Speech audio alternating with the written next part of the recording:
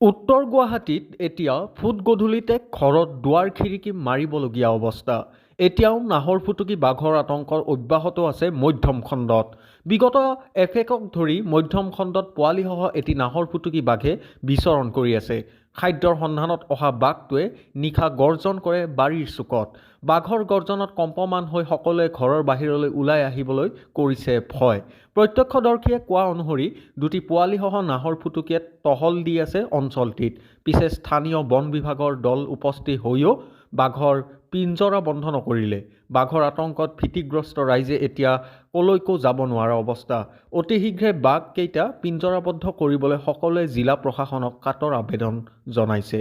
উত্তৰ গুৱাহাটীৰ পৰা অনুপম বৰুৱাৰ ৰিপৰ্ট।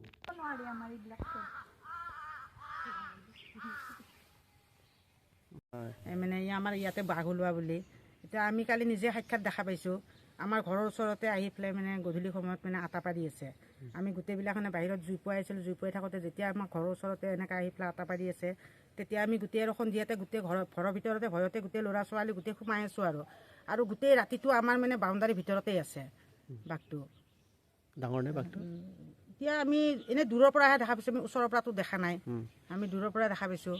এতিয়া ৰাতি 3টামান বজাত আমাৰ এই ওচৰৰ বোৱাৰী এটাই ৰাতি মোক ফোন কৰি পেলাই কৈছে, মীনাক্ষী ফোন কৰি পেলাই কৈছে যে মামনি বাইদেউ আমাৰ বাউণ্ডাৰীৰ পিছফালে আহি পেলাই মানে বাঘটো আটা পাৰি আছে, সেনেকৈ কৈছে।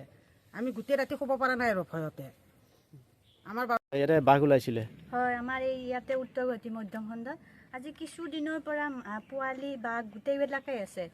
মানে আমি সাজ সন্ধিয়াতে আমাৰ ঘৰৰ বেক চাইডে হয়, কালিও কিছু মানুহে শুনা পাইছে গুজৰি গুমৰি থাকে ইয়াতে। একো মানে এয়া কি কয় ফৰেষ্টৰ মানুহ আহিছিলে, একো মানে এতিয়ালৈকে একো কৰা নাই আৰু আমাৰ মানুহখিনি মানে ওলাবই নোৱাৰে। সাজ সন্ধিয়াতে খাই বৈ শুই থাকিব লগা হয়, সেইখিনিয়ে আৰু এতিয়া মানে আৰু সৰু ল'ৰা ছোৱালীৰ পৰা ভয় আহিছে। এতিয়া বা ফৰেষ্টৰ মানুহে আহি কি কৰে, পিঞ্জৰা পাতাই নাই।